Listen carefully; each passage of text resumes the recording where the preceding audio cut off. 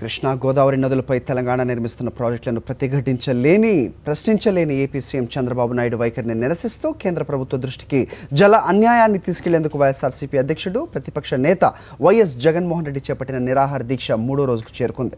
జగన్ చేస్తున్న నిరాహార దీక్షకు జనం పోటెత్తారు. కర్నూలు జిల్లా నలుమూలల నుంచే కాక వైఎస్ఆర్ జిల్లాల నుంచి పార్టీ శ్రేణులు జనం జాతరలాగా తరలివచ్చారు.